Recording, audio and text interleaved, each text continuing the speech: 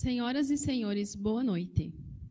É com grande satisfação que a Universidade do Oeste de Santa Catarina, por meio da área das Ciências da Vida e do curso de Educação Física, dá as boas-vindas a todos para a palestra Treinamento Neuromuscular, Novas Tendências, que será ministrada pelo professor Dr. Estélio Henrique Martã Dantas, presidente de honra da Rede Internacional de Motricidade Humana, IHMN, e professor titular da Universidade Tiradentes, Aracaju, Sergipe. A conferência de hoje, como tema o treinamento neuromuscular Novas Tendências, será ministrado pelo professor Dr. Estélio Henrique Martã Dantas. Ele que é bacharel em Ciências Militares pela Academia Militar das Agulhas Negras, 1972, e graduado em Educação Física pela Escola de Educação Física do Exército. Mestre em Operações Militares, Escola de Aperfeiçoamento de Oficiais, Educação Física, Universidade Federal do Rio de Janeiro, e em Educação, Universidade do Estado do Rio de Janeiro. Doutor em Treinamento Desportivo, Universidade do Estado do Rio de Janeiro. Livre docente em Educação Física, Universidade Federal Fluminense. Pós-doutorado em Psicofisiologia, Universidade Gama Filho. Em Fisiologia, Universidade Católica San Antônio de Múrcia, Espanha. E em Biofísica, Universidade de Valência, Espanha. Professor titular da Universidade Tiradentes e da Universidade Federal Rural do Rio de Janeiro. Professor permanente do Programa de Pós-Graduação Stricto Sensu em Enfermagem e Biociências. Doutorado da Universidade Federal do Estado do Rio de Janeiro e do Programa de Pós-Graduação Stricto Sensu em Saúde e Ambiente, da Universidade de Tiradentes.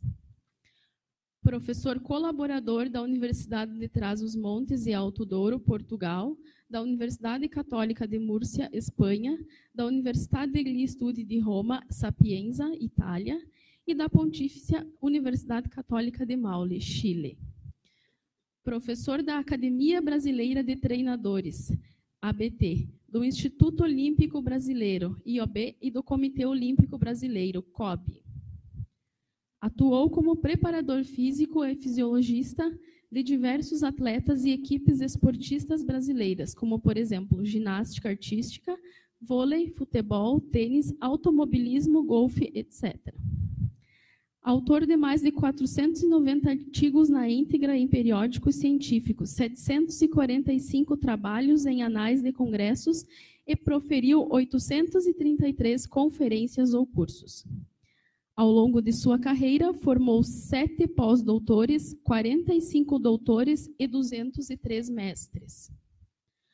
Publicou 25 livros, 54 capítulos de livros diversos no exterior, dentre os quais se destacam A Prática da Preparação Física, Alongamento e Flexionamento, Pensando o Corpo e o Movimento, Psicofisiologia, Exercício, Maturidade e Qualidade de Vida, Obesidade e Emagrecimento e Manual de Avaliação da Flexibilidade. É presidente de honra da International Human Motricity Network. Neste momento, convidamos o professor Dr. Estélio Henrique Martã Dantas para proferir a sua palestra. Boa noite, muito obrigado. O meu mentor na ciência, o professor Manuel Tubino, dizia que currículo grande não é competência, é velhice. Cada vez que eu escuto meu currículo, eu estou ficando velho pra caramba, né? É um prazer muito grande estar aqui com vocês, aqui no Oeste. Eu tenho laços de amizade profissionais com essa universidade, para conversar esse tema que é o treinamento neuromuscular, as novas tendências desse assunto. Agradecer muito a organização do evento, a universidade, a professora Elizabeth Barreto, o professor Rude, a oportunidade de estar aqui conversando com vocês. O que adianta a gente se matar de pesquisar, uma vida dedicada à pesquisa, se não tiver com quem conversar sobre o que descobriu, sobre o que viu, vai ficar uma coisa realmente muito chata. Eu havia pedido a vocês, então, que acessassem aí o Google Play ou a Apple Store, conforme o caso de cada um, viu, professor Furquim? Nessa aula é o contrário, eu quero que todo mundo fique com o telefone na mão, não? Em vez de a gente estar com problema no telefone, quer dizer com o telefone na mão. Vou precisar que vocês baixem 2 aplicativos. Isso vale também para o pessoal de casa que está nos vendo pelo Facebook, tá? baixa o aplicativo aí do QR Code Reader, leitor de código QR, tem o leitor e tem o escritor, né? O reader e writer. Mas eu preciso aqui só o leitor de código QR, qualquer um deles. É só baixar, que está legal. E o o Paul Everywhere. Também baixa esse aplicativo e instala. Já conseguiram fazer a instalação desse aplicativo? Então, na hora que você baixou, lá em cima tem aqueles tracinhos, vai aparecer essa tela, você clica naqueles tracinhos, ok? E aí clica em login, vai aparecer essa semi-tela aí, você, com as opções daqueles tracinhos, e você clica em login.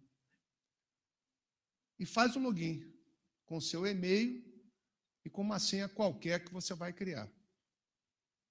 Isso vale para o pessoal que está assistindo pelo Facebook. Vocês vão poder interagir conosco também.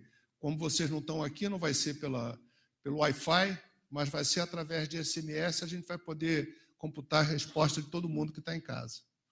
Ok? Login, senha. Em seguida, vai abrir essa tela aí e vocês vão entrar na nossa sala de aula virtual. Ok? Está lá o paulev.com/, aí a gente coloca Estélio Danta, não tem o S, Estélio Danta 977. Tá? Exatamente do jeito que está aí, ó, Estélio Danta, tudo junto, 977. Aí você vai entrar na nossa sala de aula virtual. Se aparecer alguma tela, não preenche ainda, por favor. Tá? Se aparecer uma tela, não preenche ainda.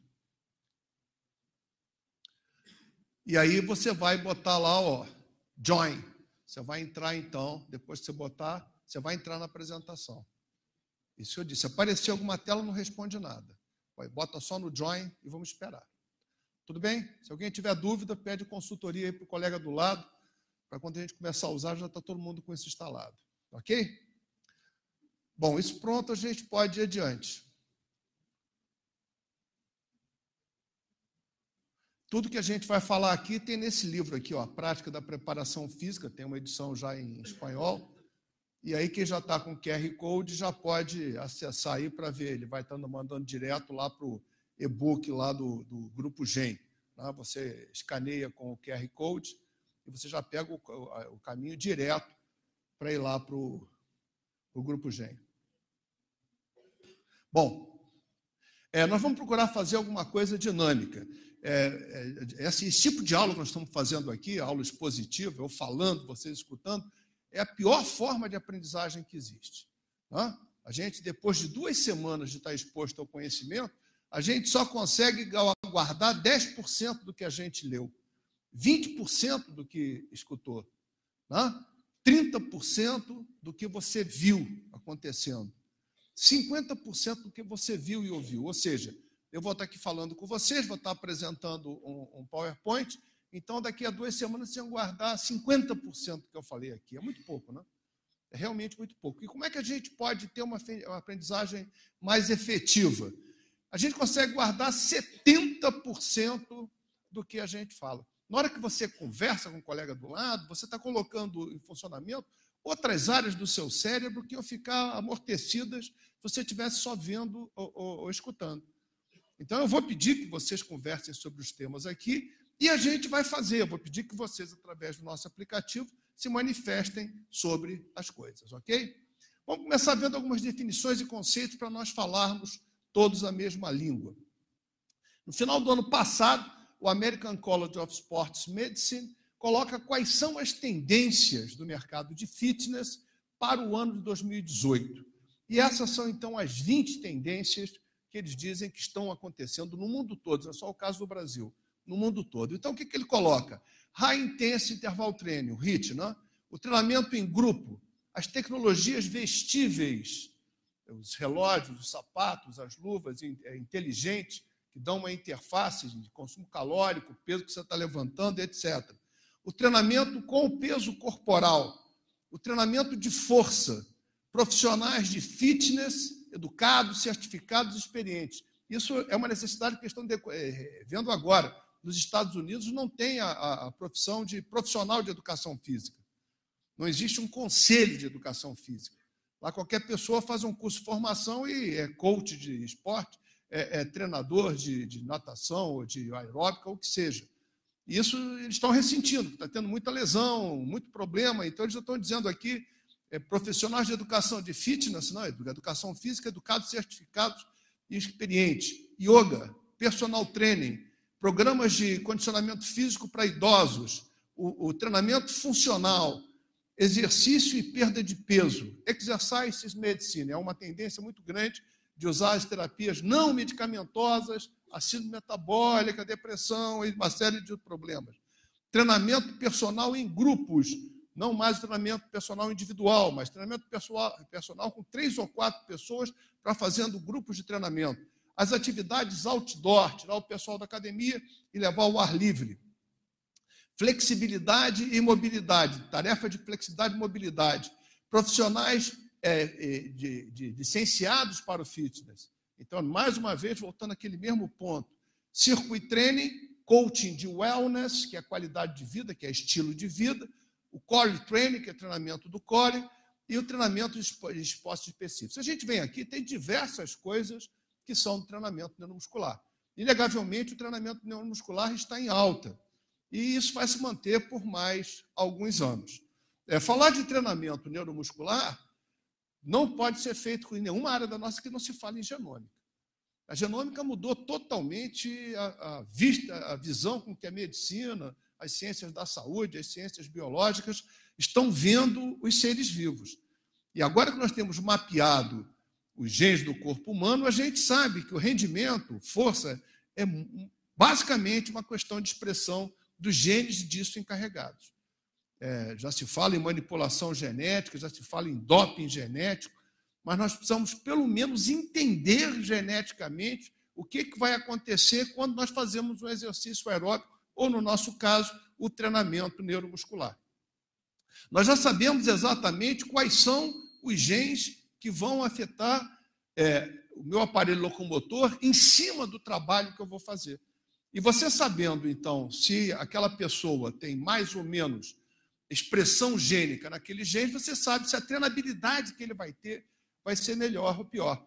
O problema que a gente tem é que o perfil genético é uma coisa extremamente cara.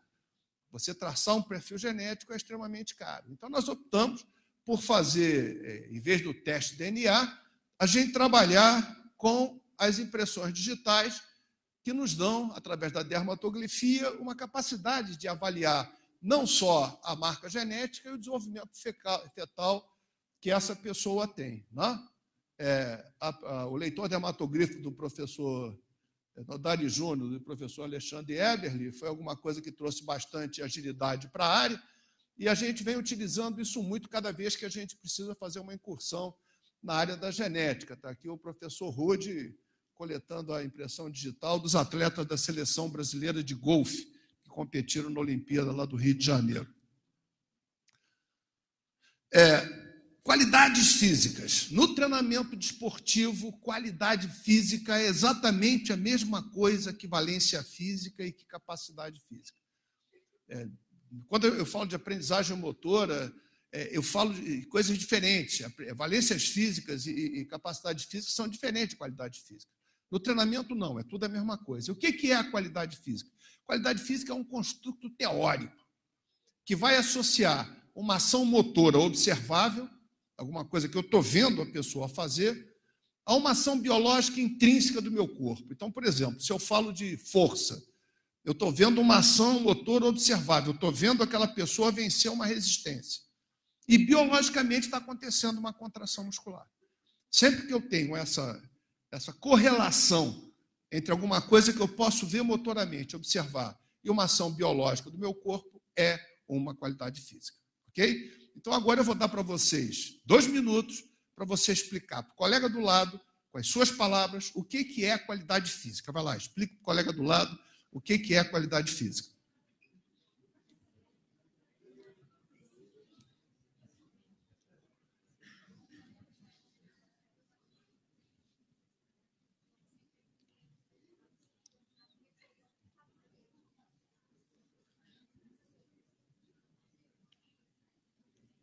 Um explica para o outro, depois o outro explica para um.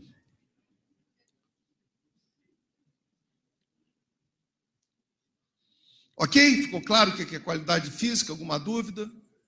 A capacidade de compreensão, quando a explicação é interpares, aumenta em 70% da compreensão de quando eu estou falando aqui na frente. Isso, para mim, é uma coisa que é tão corriqueira que, de repente, eu não uso as imagens ou as palavras que fazem vocês entenderem. E um conversando com o outro fica muito mais fácil de entender. A tal do peer structure, a instrução por pares, foi desenvolvida em Harvard. E essas qualidades físicas, então, vão se desenvolver em qualidades da forma física e da habilidade motora. O que são as qualidades físicas da forma física e da habilidade motora? São dependentes de como elas vão se desenvolver. As qualidades da forma física são as preponderantemente desenvolvidas ou obtidas por meio do treinamento. Resistência aeróbica, força, resistência muscular localizada. Outras qualidades físicas dependem basicamente da sua capacidade genética. Velocidade é uma dessas. A capacidade que você tem de aumentar a velocidade de uma pessoa é muito pequena. São 17%, 18%. Então, você tem que escolher um velocista que tenha a capacidade de defesa do velocista desde antes. Então, é da habilidade motora, porque eu só vou aperfeiçoar, ela precisa ter isso. Ok? E eu também vou dividir as minhas qualidades físicas e os tipos de treinamento em dois tipos. Neuromuscular, o nome está dizendo, sistema nervoso central e o aparelho locomotor. Ou cardiopulmonar, sistema circulatório e sistema respiratório. Se eu falo de resistência aeróbica, se eu falo de resistência anaeróbica, eu estou falando do treinamento cardiopulmonar. Se eu falo de força, velocidade, potência, eu estou falando de treinamento neuromuscular. Né? E aqui vem, então, a nossa primeira pergunta. Olha o seu telefone, que a pergunta apareceu aí no seu telefone. O pessoal que está em casa, manda o SMS pelo telefone que está aí. Quem está em casa não está na rede, não vou conseguir captar as informações de vocês. Agora, quem está aqui, na sua opinião, a qualidade física neuromuscular mais importante para o esporte ou fitness é o que você acha? Qual é a qualidade física mais importante? Digita ela aí no teu telefone.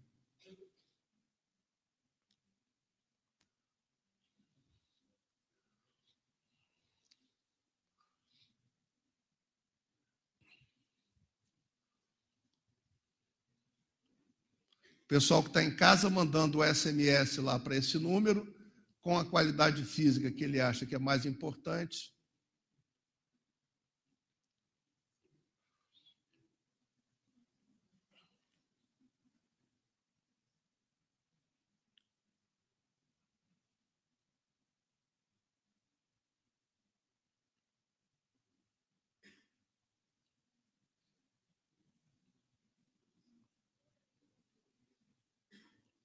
Conforme você vai respondendo, a qualidade que for mais votada, digamos assim, vai ficando mais forte. Enquanto que o sei não e o depende vão ficando cada vez menores.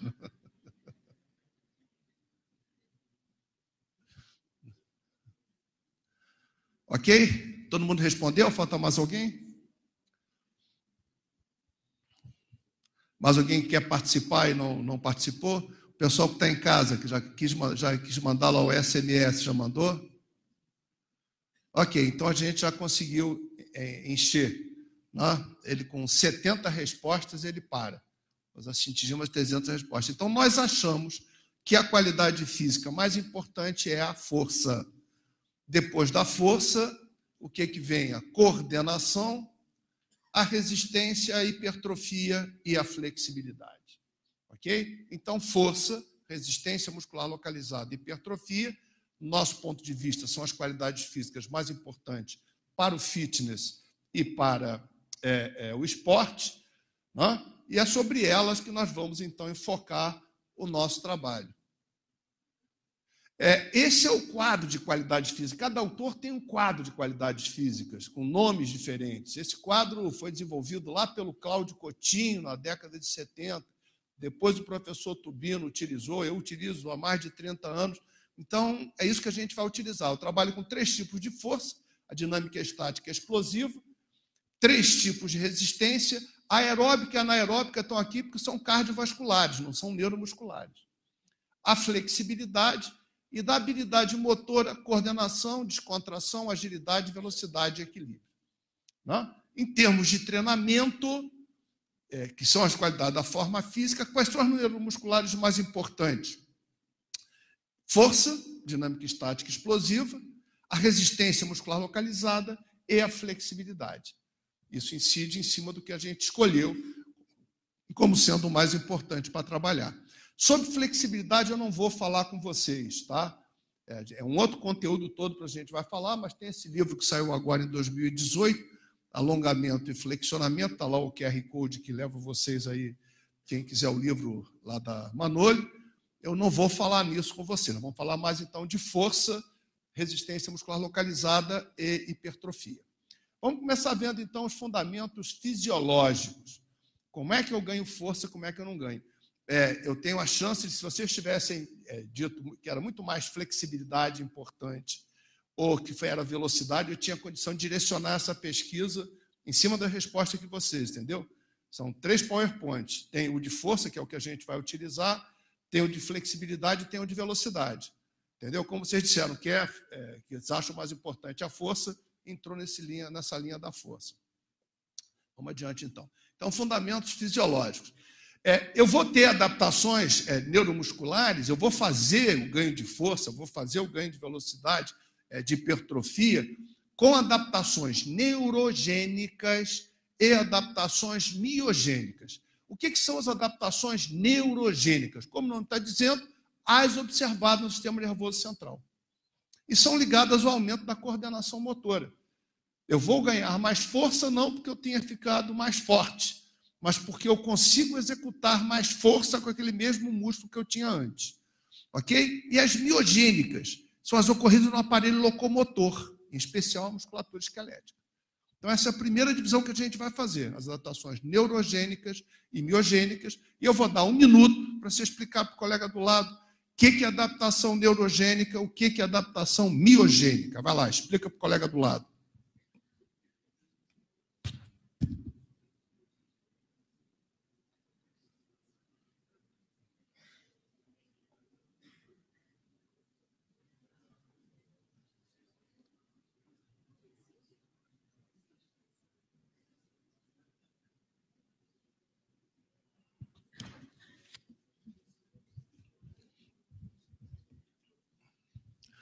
Dúvidas? Perguntas?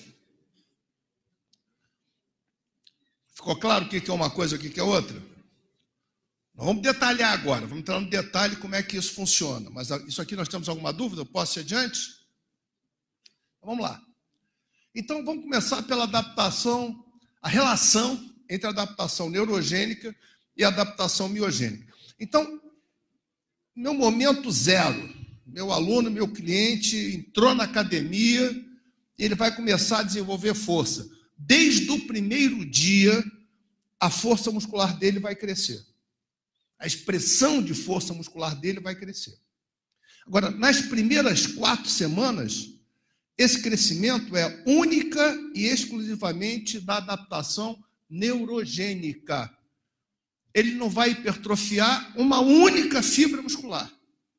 Mas a gente vai ver por quê. Ele vai ter ganho de força, porque ele está tendo adaptação neurogênica. A partir da 4ª semana, começa a haver adaptação miogênica. Mas até a 8ª semana, predomina a adaptação neurogênica.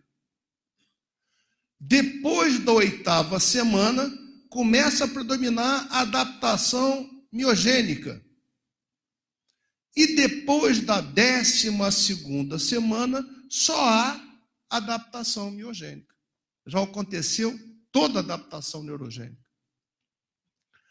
A força dele foi subindo o tempo todo, até chegar ao patamar de força biológico, limite máximo de força genética que ele tem para aquele ciclo. Para passar disso, só uma adaptação bombogênica, se é que vocês me entendem o que eu estou dizendo, não? Porque fisiologicamente ele chegou ao seu limite. Outro ciclo, tudo isso vai acontecer de novo. Isso é fisiologia, não fui eu que inventei, foi o cara lá de cima que nos fez assim. Não adianta você querer forçar a barra. Não adianta você querer aqui no início tacar muito peso em cima do teu cliente, teu atleta, teu paciente, porque as coisas não vão mudar. A adaptação neurogênica é a adaptação da coordenação motora. É você aprender a fazer o movimento. E você aprende a fazer um movimento melhor com mais repetição ou com mais intensidade? Mais repetição. Quanto mais você repete um movimento, mais você aprende sobre ele. Então, não há como você, no início do teu programa de musculação, não fazer muita repetição. Porque é como você consegue explorar ao máximo a sua adaptação neurogênica. Ok? O que é adaptação neurogênica? São dois tipos de adaptação neurogênica que eu tenho. As ligadas à coordenação intramuscular, o que acontece dentro do músculo, e as ligadas à adaptação intermuscular, dentro dos músculos do mesmo segmento. Vamos começar vendo aqui ligadas à coordenação intramuscular. São dois procedimentos, o recrutamento e a somação temporal. O que é o recrutamento? Refere-se a quantas e que tipo de unidade motora serão recrutadas. Nós conhecemos a lei do tudo ou nada. O que é a lei do tudo ou nada? O que é uma unidade motora? Unidade motora é um motoneurônio e as fibras musculares a ele conectadas. O mesmo fascículo muscular tem distintas unidades motoras, porque o endomísio, a face de tecido conjuntivo que separa as fibras musculares, é um isolante elétrico. Então, as fibras musculares ligadas ao mesmo motoneurônio constituem uma unidade motora. Quando você manda um estímulo nervoso para aquela unidade motora, toda a unidade motora se contrai. Isso é a lei do tudo ou nada. Você escolhe as unidades motoras pelo limiar de excitabilidade. Nós temos 7 tipos de fibra, mas para simplificar, vamos trabalhar com 2 tipos de fibras, fibras rápidas e as fibras lentas, as glicolíticas e as oxidativas. As fibras glicolíticas têm limiar de excitabilidade mais alta, porque elas se fatigam com mais facilidade. Já as fibras oxidativas têm um limiar de excitabilidade mais baixa, porque tem mais resistência. Então eu olho aqui, eu vou pegar aquele copo. Eu sei o peso que aquele copo tem. Quando eu dirijo a mão para pegar o copo, o meu cérebro já decide. Eu só vou usar a fibra oxidativa para não cansar. Então eu só uso fibra oxidativa. Aí eu quero levantar a mesinha. Aquela mesinha parece ser pesada. Então eu vou usar a fibra glicolítica. Eu quero levantar essa cadeira. Aí então eu vou ter que usar a fibra glicolítica e oxidativa. Mas na hora que você decide qual é o tipo de fibra, aquela unidade motora como um todo vai se contrair. Né? E a somação temporal refere-se à frequência do estímulo. Vamos ver primeiro o recrutamento. Falei para vocês, então, que eu vou ter 2 tipos de fibra, basicamente 3 tipos de unidades motoras. O que vai fazer que uma fibra seja glicolítica ou oxidativa é o tipo de motoneurônio que o inerva, que a inerva. Os motoneurônios fásicos vão inervar fibras glicolíticas, motoneurônios tônicos vão inervar fibras oxidativas. Eu posso pegar esse rapaz que tem predominância de fibra glicolítica e colocar ele para fazer trabalho aeróbico de baixa intensidade, que ele não vai mudar o tipo de fibra que ele tem. Eu posso pegar esse aqui que tem predominância de fibra oxidativa e botar para fazer treinamento de força ou de velocidade, não vai adiantar porque ele não vai mudar o tipo de fibra que ele tem. Eu só consigo mudar o tipo de fibra se eu fizer inervação recíproca, troca de inervação. Se eu corto o motoneurônio fásico e ligo numa fibra oxidativa, ela vira glicolítica. Mas com treinamento eu não consigo reverter isso. Ok? Então, eu tenho geneticamente determinado uma quantidade de motoneurônios A ou B, que são os fásicos, uma quantidade de motoneurônicos tipo C, que são os tônicos. Isso vai me dar unidades motoras glicolíticas e unidades motoras oxidativas. Vamos lá no filminho. Então está aqui, ó, uma unidade motora, um fuso muscular, com 2 unidades motoras. Vai de novo, clica de novo para o filminho rodar. Repara bem, quando entra lá o motoneurônio A, olha onde é que vai o peso. Está vendo lá? De novo, mais uma vezinha, por favor. Olha lá, o azulzinho até que foi, o verdinho onde é que foi. Olha lá. Eu tenho aqui, no mesmo fuso muscular, unidades motoras glicolíticas e unidades motoras oxidativas, que são inervadas conforme a minha vontade de fazer força. Só que quando eu começo a treinar a musculação, eu vou ter agora aqui o recrutamento. O que é o recrutamento? Eu ensino a meu corpo a usar as 2 tipos de unidade motora homogeneamente. Ou seja, eu tenho que começar a entrar com a fibra oxidativa, que tem um tempo de contração mais longo. Quando ela está chegando no limite, eu entro com a fibra glicolítica e essa, então, termina de fazer força. Olha lá, as 2 ao mesmo tempo e eu consigo tocar o sino lá em cima, porque eu estou gerando o máximo de força. É a mesma unidade motora. É a mesma unidade motora, não mudou nada aqui. Não mudou absolutamente nada. Só que eu aprendi a usar as 2 unidades motoras ao mesmo tempo. Deu para entender o que é somação, o que é o recrutamento? Eu aprendo a usar as minhas fibras musculares, as minhas unidades motoras de forma coordenada. Tudo bem? O próximo é a somação temporal. O que é a somação temporal? É a velocidade de estímulo. Vou começar dando aqui 90 milissegundos de estímulo. Olha lá, eu tenho 2 piques que não se somam. Vou dar mais rápido, 70 milissegundos. Já começou a haver somação temporal. Agora, 50 milissegundos, aconteceu somação temporal. O mesmo unidade motora recebe 2 vezes o mesmo estímulo, antes de se contrair. Então, ela é capaz de gerar mais força. Percebeu? Então, a adaptação neurogênica é você, utilizando a mesma musculatura que a pessoa tem, ou por somação temporal, ou por recrutamento, fazer essa pessoa gerar mais força. Por isso que depois de uma semana de academia, ele estava fazendo supino lá com 15 quilos, consegue fazer com 17. Ele não ganhou massa muscular. Ele aprendeu a usar melhor a massa muscular que ele tinha. Deu para entender? Então, vai lá, explica para o colega do lado o mecanismo da adaptação intramuscular. Ver se consigo voltar aqui. Vai lá, explica para o colega do lado.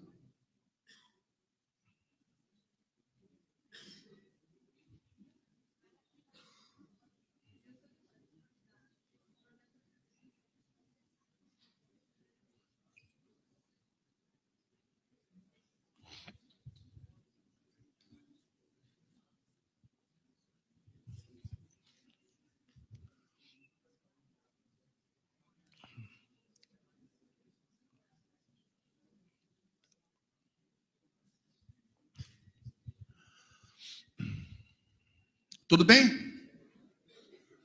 Dúvidas?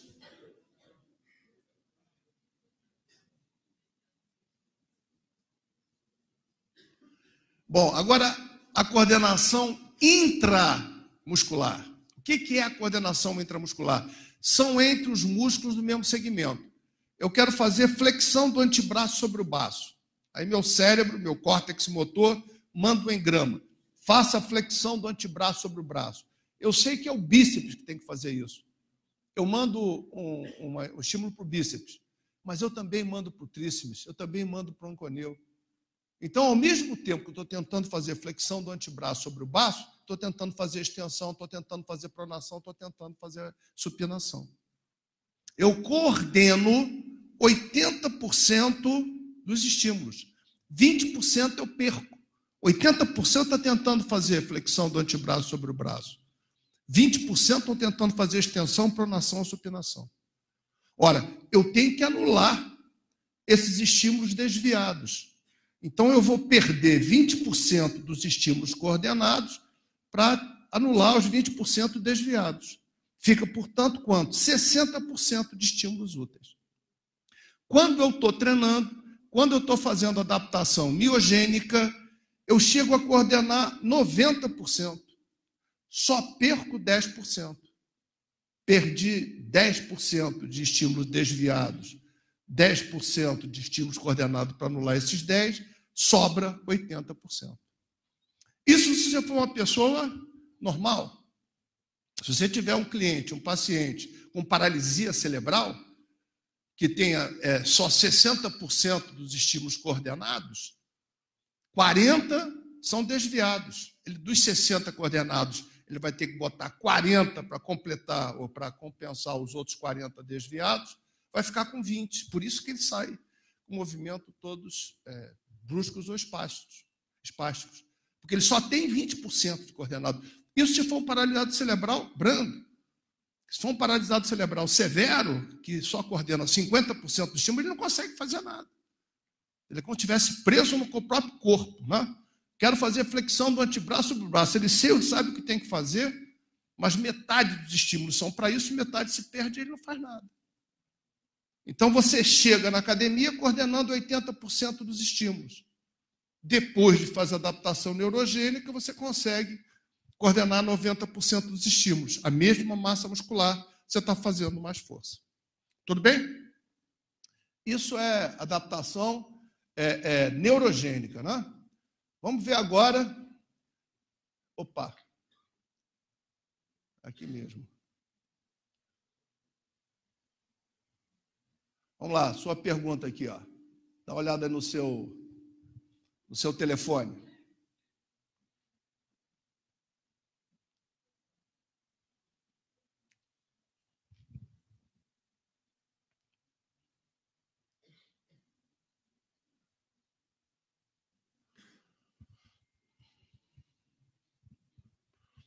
Adaptação neurogênica é mais efetivo, você faz mais repetição, mais carga, sobrepeso, mais velocidade ou todas as respostas acima? Como é que você acha que você ganha mais adaptação neurogênica?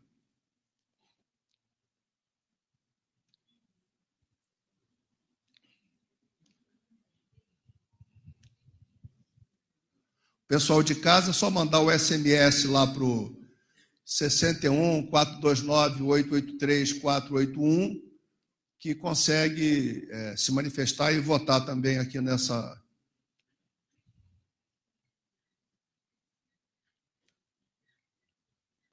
Quem ainda não votou, por favor, manifeste sua opinião. Com os meus alunos, eu tenho acesso, aí tem o e-mail de vocês, né? Eu tenho acesso a quem respondeu a resposta certa ou errada, até a gente já tira a nota ou dá nota. Ah, bacana. Vamos lá, ainda está em aberto, pronto, agora completou. Agora a gente fechou, todas as respostas foram feitas, 90% mais repetições, né? 5% mais carga sobrepeso, 5% todas as respostas acima. O correto é mais repetição. Tá? Alguém saiu, aí abriu chance que outra pessoa votasse no lugar. Né? Alguém se arrependeu de ter colocado mais carga ou todas as respostas acima, tirou, deu chance de aumentar. Né? Mas é realmente mais repetição. Por quê? Você tem que ensinar uma criança a jogar bola, a chutar uma bola a gol. O que é melhor? Você colocar ela para dar mais chutes a gol ou colocá-la do meio de campo para tentar acertar o gol? A aprendizagem se faz com repetição. Então, a adaptação neurogênica vai se fazer com mais repetição. Pois, Télio, você não está dizendo que se eu uso pouca carga para ter que usar mais repetição, eu vou estimular as fibras oxidativas? Vai. Mas que dá hipertrofia na fibra glicolítica? É. E como é que eu posso fazer isso? Espera aí que a gente dá o jeito. Mas não deixe de fazer muita repetição no início do seu trabalho para que você faça uma correta adaptação neurogênica. Vamos adiante. Vamos ver as adaptações miogênicas, que também são conhecidas como a hipertrofia. Eu vou ter duas diferentes classificações de tipo de hipertrofia. Primeiro é quando acontece, aguda e crônica. Em relação ao momento de que acontece. O que é hipertrofia aguda? Ocorre imediatamente após o exercício e tem pequena duração. Consiste no edemaciamento do músculo por acúmulo de catabólitos exudados da contração muscular. Então, você termina de treinar, tua musculatura está inchada. Eu, quando era novo, era metida forte, o Forquinho lembra disso, né? Era metida forte, daí ia para festa, malhava, mas você ia todo inchadinho, né? Daqui a pouco começa a murchar, daí tem que ir para o banheiro puxar a toalha, fazer push-ups de costa na pia, né? Porque isso tem curta duração. A tua musculatura está com água. E já a hipertrofia crônica não, surge em função da continuidade do treinamento, devido à anabolização de proteínas contráteis e aumento das organelas da fibra muscular, mitocôndria, retículos, ribossomos, etc. E tal. Quanto ao efeito, por que acontece a hipertrofia? Eu também tenho dois tipos, a actomiosínica e a sarcoplasmática.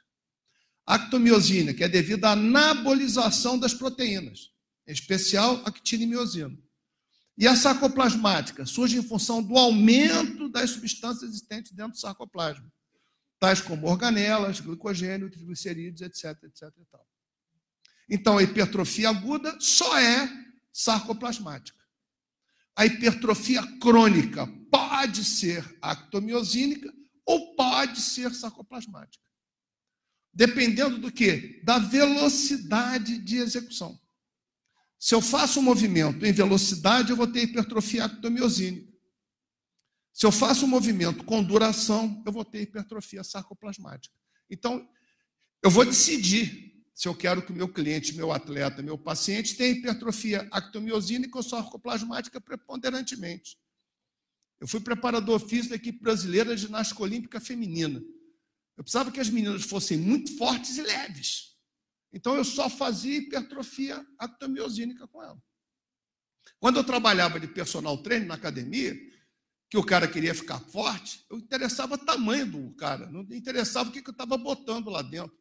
Se era proteína contrátil ou se era glicogênio, triglicerídeos, não interessava. Então, eu vou querer uma hipertrofia sarcoplasmática ou uma conjunção das duas. Tá? Então, aqui, ó, está aqui a hipertrofia miofibrilar ou actomiosínica, em que eu vou ter mais miofibrila, o músculo é mais forte, mais denso, com mais miofibrilas, e a hipertrofia sarcoplasmática, em que o músculo está inflado, está com mais fluidos. Aqui, se eu fizer um trabalho mais veloz, aqui, se eu fizer um trabalho com mais duração. Ok? Um minutinho para explicar para o colega do lado o que é hipertrofia sarcoplasmática e o que é hipertrofia actomiosínica. Vai lá, explica para o colega do lado.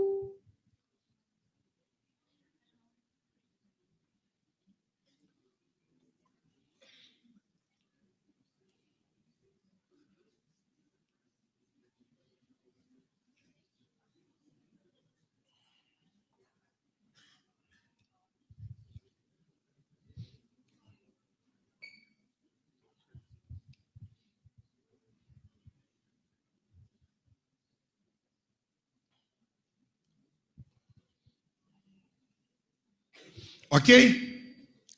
Dúvidas? Posso ir adiante? Bom, então como é que acontece isso? Toda vez que eu vou fazer uma adaptação miogênica, basicamente em cima da miofibrila, paralelamente vai acontecer em cima do sarcoplasma, mas eu estou vendo muito mais a actomiosínica aqui, eu vou ter uma fase catabólica e uma fase anabólica. O que é a fase catabólica? É quando ocorre destruição das miofibrilas dentro do sarcômero. Eu vou destruir as miofibrilas que eu tenho dentro do sarcômero. E a fase anabólica é quando eu vou reconstruir as proteínas contráteis dentro da miofibrila. Isso vai acontecer exatamente dentro das miofibrilas. As minhas proteínas contráteis, minha actina, miosina, troponina, tropomiosina, vão sofrer trações, vão sofrer tensões durante o meu exercício. Né? Então, eu vou ter uma fase de destruição catabólica, em que eu vou fazer ruptura e necrose das miofibrilas. vou produzir edemaciamento, hematoma entre as miofibrilas rompidas e uma relação inflamatória. Não dá mais para entender o processo de hipertrofia sem estudar a reação inflamatória e imunológica que eu tenho quando em resposta ao exercício. Então, fisicamente, mecanicamente, eu vou romper e necrosar essas miofibrilas. Aí depois tem uma fase de reparo, que é inicialmente catabólica e depois anabólica. O que vai acontecer? Eu faço uma fagocitose do tecido necrosado, então todo o meu sistema imunológico vai lá tirar aquele tecido que foi necrosado, e aí começa a fase anabólica, regeneração de miofibrilas, produção de tecido conjuntivo cicatricial, neovascularização dentro da área lesada. E depois vem só uma fase de remodelação anabólica, maturação de miofibrilas regeneradas, contração e reorganização do tecido cicatricial e recuperação da capacidade funcional muscular. Isso acontece de forma sucessiva após o exercício. Vamos ver aqui, então, só a fase catabólica. Estou fazendo um exercício contra a resistência. O que eu quero? Microlesões mecânicas das proteínas contráteis. Eu tenho que ter velocidade, eu tenho que ter sobrecarga, eu tenho que ter alguma coisa que provoque que a ligação da actina com a miosina quebre essas proteínas, destrua essas proteínas. Eu vou produzir lesões mecânicas, isso é mecânica. Terminei o exercício, meu músculo está edemaciado, meu músculo está com pH lá embaixo, eu vou normalizar o pH e diminuir o edema. Na hora que eu normalizei o pH e diminuí o edema, eu vou dar início à fase catabólica remota, que vai ser a resposta imunológica e inflamatória daquele músculo. Eu vou ter destruição miofibrilar pelos glucorticoides, que é química. Então, o que eu não arrebentei fisicamente, eu vou destruir quimicamente. Tá? Os glucorticoides, então, vão estourar. Olha aqui a fibra muscular pré-sessão e pós-sessão. Aqui tudo organizadinho, tudo bonitinho, os sarcômeros tudo arrumadinho. Olha aqui como ficou tudo bagunçado, com edema, edemaciado, cheio de líquido. Você realmente, fisicamente, você bagunça a tua célula muscular. Agora, pelo amor de Deus, essas microlesões não vão causar dor muscular tardia. É muito comum, isso é lenda urbana dentro da educação física. O cara vai na academia no dia seguinte, está todo cheio de dor. Não, isso são as microlesões que você tem que ter para ter hipertrofia. Que ele tem que ter microlesão para ter hipertrofia, isso é verdade. Que isso cause dor não é verdade.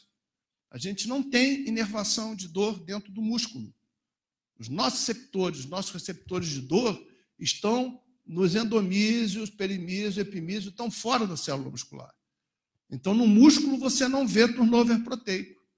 Senão você agora estava morrendo de nevralgia, que nesse momento você está fazendo turnover proteico. Tem proteína sendo quebrada em aminoácido, tem aminoácido virando proteína. O que vai causar dor muscular tardia, o que é? A inflamação do tecido, em cima do tecido conjuntivo.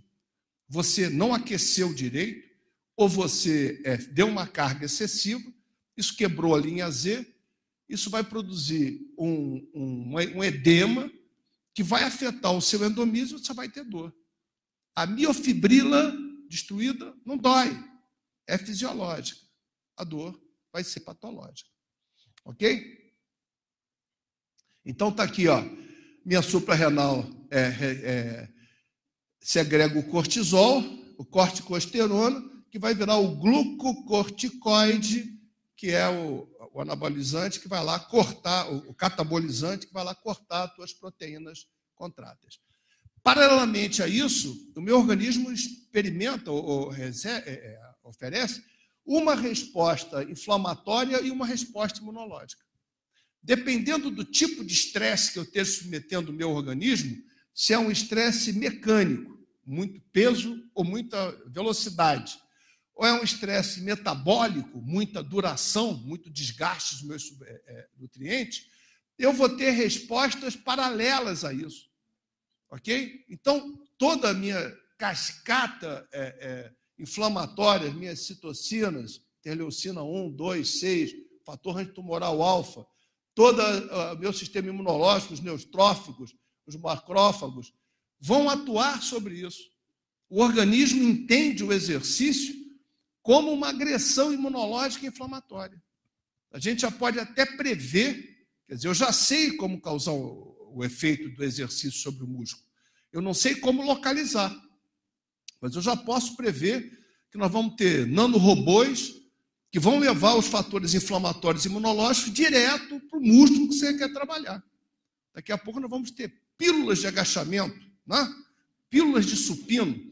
Aí, se o profissional de educação física ficar sendo um mero colocador de anilha, um passador de exercício, vai perder o emprego, né? Porque a pílulazinha vai fazer o que ele quer. Mas se você está tratando do ser humano, preocupado com a saúde dele, com o seu desenvolvimento, aí sim, para isso sempre vai ter emprego. As pesquisas mostram que o cuidado, o contato pessoal, a atenção pessoal é o emprego que vai ter no futuro. Ok? Então, o que vai acontecer depois disso? Vem a fase anabólica. Eu destruí aquela proteína, eu vou começar a minha fase anabólica. Eu tenho células satélites na minha musculatura. Se eu estou estimulando o meu músculo, né, a miostatina vai ativar essas células satélites que vão proliferar, vão diferenciar, olha lá, o IGF-1, a interleucina 6, a miotastina, que vão fazer com que essas células diferenciadas vão fazer os miotubos de fibra muscular que vão se fundir, aumentando a massa muscular. Isso se a minha recuperação for adequada. Se eu não tiver o tempo de recuperação proporcional à minha fibra, ao meu exercício, ao invés de ter hipertrofia, eu vou ter a atrofia. Aquilo é o mesmo esquema, só que agora separado, né? Então, eu começo aqui com o meu músculo, com as células satélites quiescentes, faço um exercício que provoca o miotrauma, é um processo inflamatório. Esse miotrauma, através de todos os fatores imunológicos e inflamatórios que eu falei para vocês, ativa e prolifera as células satélites. Essas células satélites vão se diferenciar.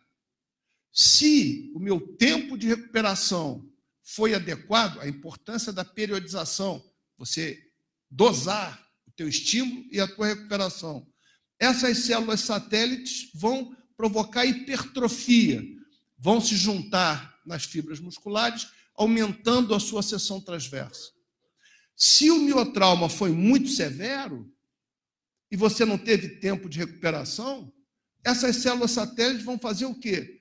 Vão fundir com o que você deixou, que você arrebentou, para formar uma nova miofibrila. Hoje em dia, um campo de estudo muito grande é a autofagia. As pessoas treinam como umas loucas, pensando que estão melhorando, e, na verdade, estão piorando. Em vez de ter um ciclo de regeneração e hipertrofia, começam a fazer a autofagia, fica a musculatura estabilizada. O cara treina igual um condenado e não aumenta a massa muscular dele. Ele está fazendo autofagia, ele não está tendo o tempo de recuperação que o organismo dele precisa. Ok? Quanto mais ignorância esses treinadores aí de Instagram, de Facebook fizerem, é melhor para nós, né? Que mais loucuras vão fazer, mais coisas erradas vão fazer, e aí quem estuda, quem pesquisa, tem sempre o que fazer. Ok? E aí, a contração muscular, além daquela resposta inflamatória e imunológica, vai produzir ATP e creatina, que são os substratos do trifosfato da adenosina e fosfocreatina. Ele vai atuar sobre o DNA do núcleo, gerando o RNA mensageiro. Esse RNA mensageiro é o que vai ser o moldezinho. Eu vou fazer actina, vou fazer miosina. É ele que tem a expressão gênica das proteínas que eu preciso fazer. E o meu ribossomo, então, vai fazer a neogênese proteica. Tudo isso é controlado pelo IGF-1.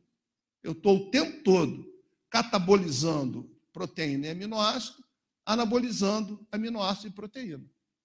É o IGF-1, Insulin-like Growth Factor, que regula isso. Durante o exercício... Opa, para aqui, só volta.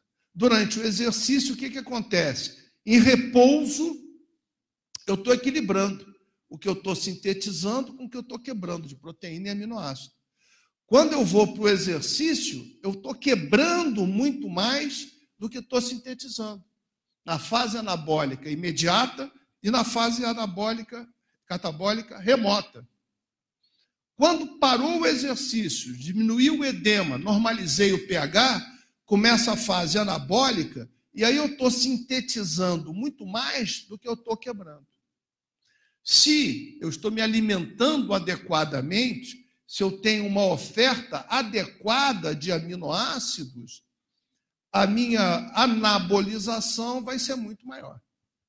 E aí as pessoas acham que para isso tem que se entupir de suprimentos de aminoácidos, sem saber qual é o aminoácido que está tomando. Nossos amigos nutricionistas é que são as pessoas que vão dizer se está faltando aminoácido na sua dieta, qual é o aminoácido que você tem que tomar. Não é tomar um shake desse aí que tem... Você não tem absorção.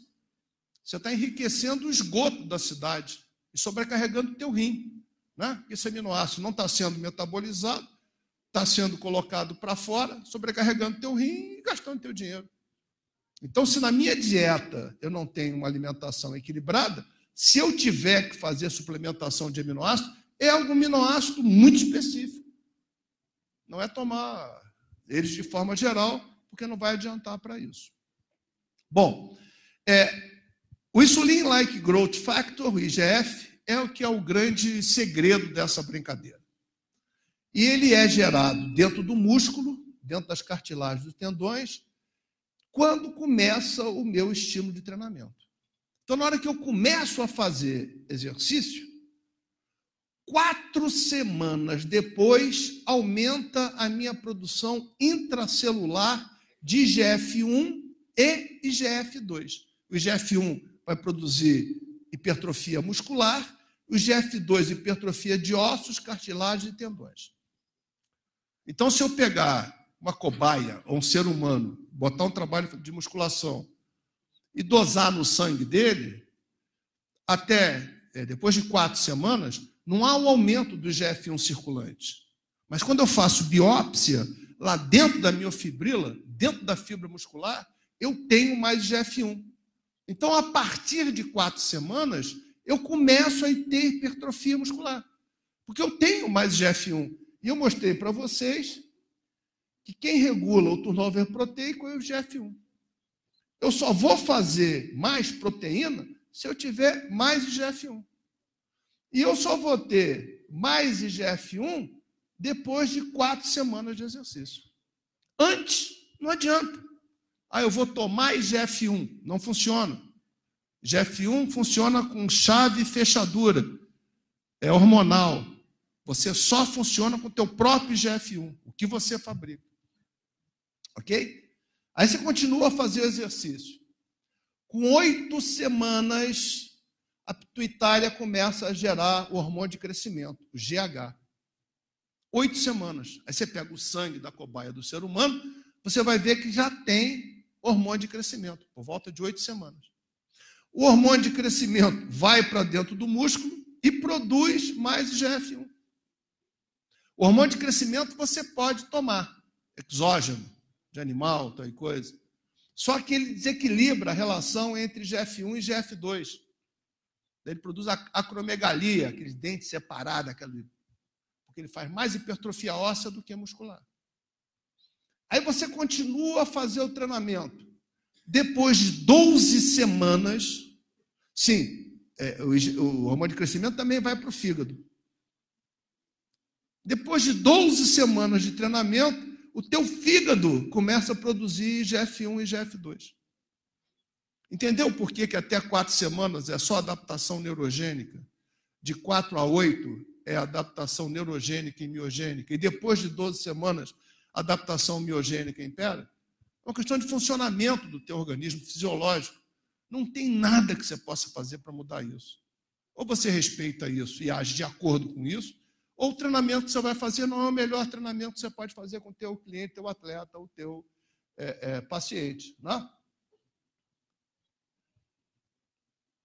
Então, aquelas 4, 8 e 12 semanas não são mágicas, são devidos a esse tipo de funcionamento do IGF-1.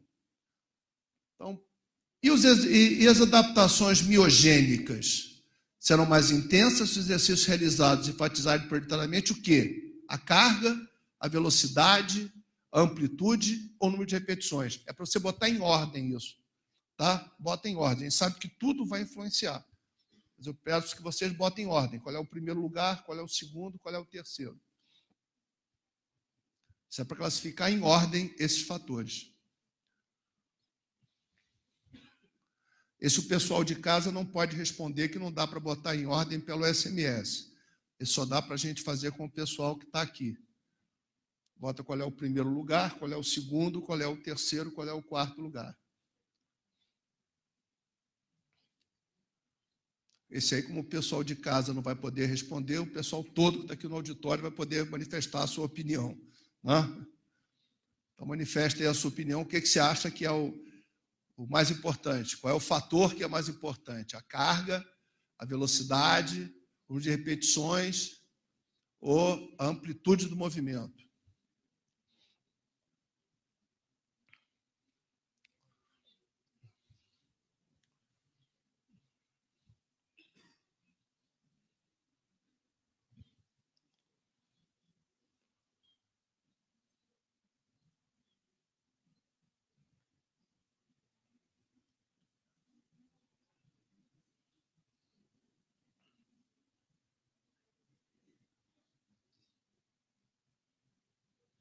De repetições e carga está brigando ali violentamente. Né? Mas olha, eu estou falando de adaptação miogênica, não estou falando de adaptação neurogênica. Estou falando de adaptação do músculo. Mais alguém quer responder?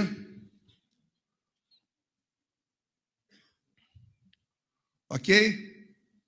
Então nós ficamos com uma ideia errada. No caso da adaptação miogênica, o importante é a carga. Depois a velocidade. Em terceiro, o número de repetições. E a amplitude seria o quarto. Né? O que tem de importância para a adaptação neurogênica do número de repetições, não tem quando eu estou fazendo o trabalho de carga. A carga sempre vai ser volume e intensidade.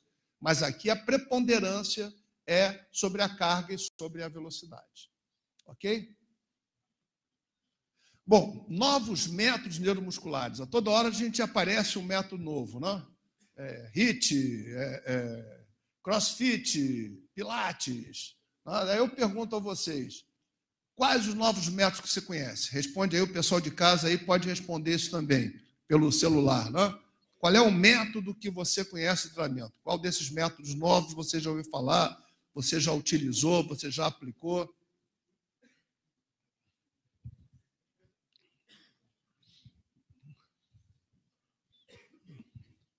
É para neuromuscular, hein?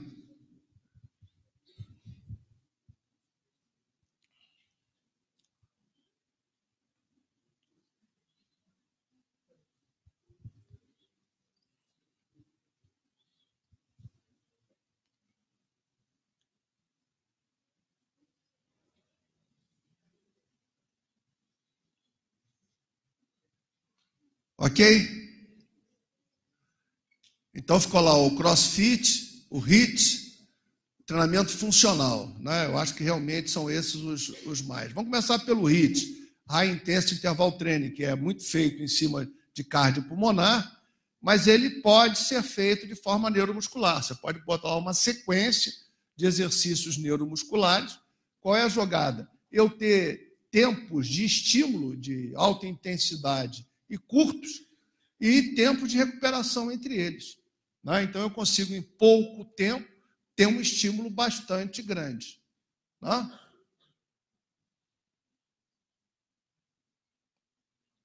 O treinamento funcional. O treinamento funcional é todo treinamento que usa a funcionalidade do corpo. Vocês viram lá naquelas tendências para 2018, fala o treinamento usando o peso do corpo. Né? O treinamento funcional usa muito o treino do corpo. Eu tenho diversos tipos de treinamento funcional. Essa aí é a sala de treinamento funcional do Comitê Olímpico Brasileiro, do Centro de Treinamento do Time Brasil, que é o que a gente usa lá com os atletas, lá no... Olha lá, bastante ampla, né? Então, o treinamento funcional pode ser o CrossFit, pode ser o Core Training, pode ser o Pilates. Tudo isso são tipos de treinamento funcional.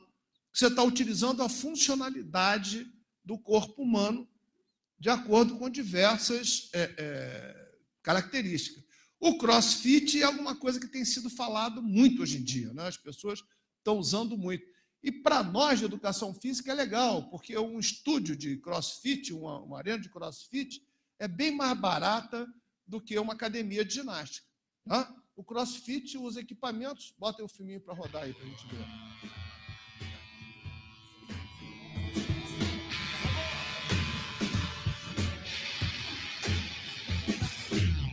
CrossFit, a gente pode resumir ele em três termos. O treinamento funcional, constantemente variado e de alta intensidade.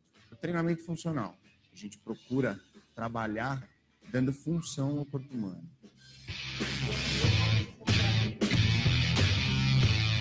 A gente treina utilizando todas as articulações do nosso corpo, todas as musculaturas de maneira integrada, nada segmentado, fazendo com que as pessoas executem movimento de maneira mais precisa, correta e dê função a esse corpo humano, constantemente variado, treinos distintos todos os dias, com o objetivo de quê? Com que você desenvolva as 10 capacidades físicas existentes no corpo humano.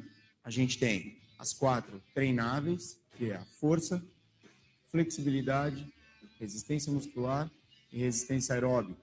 Nós temos as 4 capacidades neurais, que são equilíbrio, agilidade, coordenação e precisão. Mais 2, que somam as 10, que é velocidade e potência. E é por isso que o nosso treino é constantemente variado, para desenvolver esse condicionamento físico geral amplo.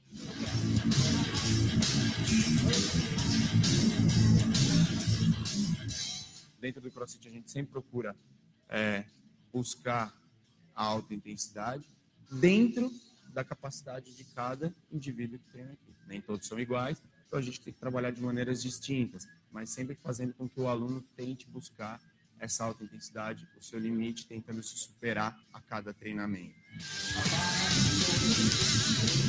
Os treinos em alta intensidade, por consequência, você tem alto gasto calórico, grande queima de gordura e uma adaptação pós-treino que é muito benéfica.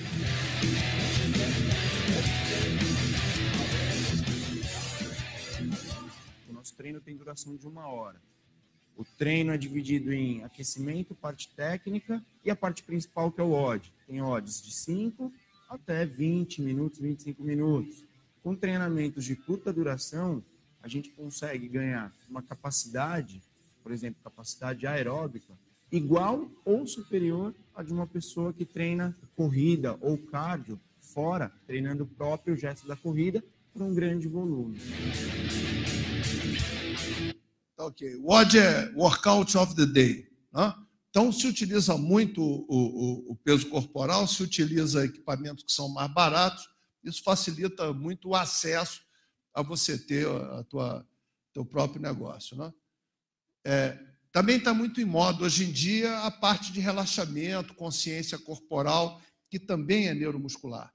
E o treinamento de oclusão vascular, alguma coisa que tem sido feito bastante para se ganhar massa muscular. Né? A oclusão vascular se baseia no impedimento do fluxo sanguíneo em alguma região, e os artigos mostram que há efeito. A hipertrofia, quando você faz o trabalho de alta intensidade com oclusão vascular, é muito maior quando você faz o mesmo trabalho sem oclusão vascular. Hoje em dia já está se colocando equipamentos mais sofisticados que fazem essa oclusão vascular. Para terminar, que já me sinalizaram lá que o tempo terminou, vamos falar rapidamente dos fundamentos metodológicos. Então, Uma das coisas que a gente vai precisar disciplinar é a velocidade de execução. O Poliquin foi um cara que escreveu sobre isso, sobre a velocidade concêntrica e excêntrica. E ele mostra que o trabalho tem que ser o mais rápido possível de forma concêntrica. Se eu estou trabalhando com muita repetição, eu estou trabalhando com pouco peso. Isso aí ia estimular a fibra oxidativa. Mas quando eu faço um trabalho veloz na fase concêntrica, eu estimulo fibra glicolítica. E na fase excêntrica, eu faço um trabalho, então, mais lento. Eu posso ter, então, o 4020. O que é isso? 2 segundos de fase concêntrica, 1, 2, 3, 4 de fase excêntrica. 2020. 2 segundos de fase concêntrica, 2 de fase excêntrica. 6020. 1, 2, 1, 2, 3, 4, 5, 6. Quanto mais lento for o meu trabalho na fase excêntrica, mais hipertrofia sarcoplasmática eu vou ter. Quanto mais rápido o movimento for, mais hipertrofia actomiosínica eu vou ter. Esse aqui é um quadro em que a gente procura botar para cada qualidade física qual é o percentual de trabalho de uma repetição máxima, qual o número de repetições que a gente deve fazer, qual a velocidade de execução, qual o intervalo, qual a ordem do exercício e o tipo de respiração. Esse aqui é o quadro para eu trabalhar na musculação. Cada tópico desse é um quadro, é um tópico que é exaustivamente pesquisado, para que a gente tenha o máximo de efeito do treinamento. Eu tenho pouco tempo de mostrar isso para vocês, mas tem uma planilha em que a gente usa esse quadro. Essa planilha está à disposição de vocês, foi feito até por um rapaz aqui de Santa Catarina, que pegou o meu livro e desenvolveu uma planilha para utilização de prescrição de treinamento. E, como eu falei para vocês, isso é fruto de muito trabalho. Eu estou falando para vocês, não é, eu acho que é isso. Estou falando aqui as coisas que a gente tem pesquisado, as coisas que a gente tem encontrado, que dão suporte a que a gente fale o que está dizendo aqui. Né? Eu peguei só os artigos dos 3 últimos anos, mas tem bastante artigo que mostra qual o tempo de intervalo, qual a carga que eu tenho que utilizar lá do nosso grupo de trabalho. Então, esse ensino, pesquisa e extensão é uma coisa que tem que estar no nosso dia a dia. Não adianta você querer ser só um teórico. Eu estou o tempo todo pesquisando, mas eu estou o tempo todo fazendo treinamento, trabalhando com idosos ou com obesos, fazendo a intervenção, para daí tirar as dúvidas e, novamente, atuar em cima da pesquisa e da extensão.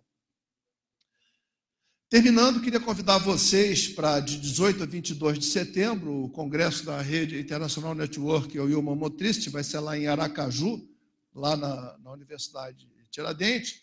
Quem quiser ter acesso ao conteúdo dessa palestra, basta escanear esse QR Code, que você tem acesso a todo o PDF dessa palestra.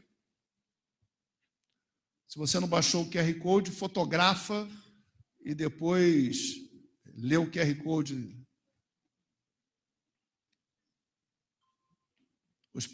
Quem está fazendo PIN é porque conseguiu. Clique em cima, vai abrir o PowerPoint todo aí. Se você quiser ter acesso às minhas publicações, essa aí é a direção do meu ResearchGate, tem acesso a todos os meus artigos na íntegra, para vocês verem que as coisas que a gente está falando aqui não são coisas que a gente acha, mas são coisas que realmente foram publicadas e pesquisadas para terem faladas. Pedir um último favor a vocês, antes de terminar, que você manifeste aí a sua opinião sobre essa apresentação.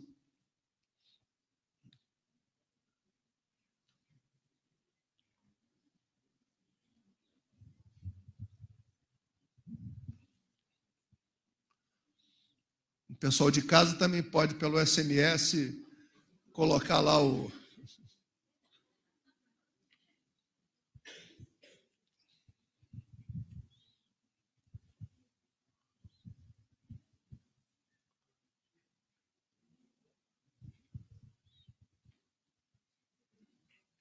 Isso é sempre o risco, não? Se quem quiser escrever uma droga, vai aparecer lá. Não tem como. Quem sabe faz ao vivo.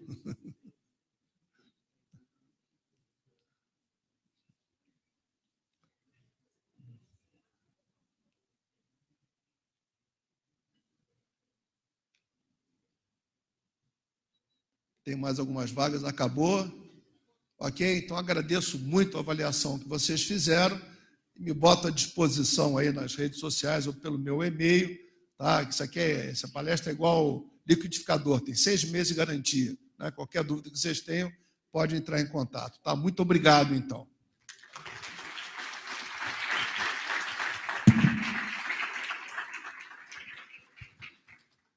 Agradecemos as brilhantes explanações do professor doutor Estélio Henrique Martã Dantas.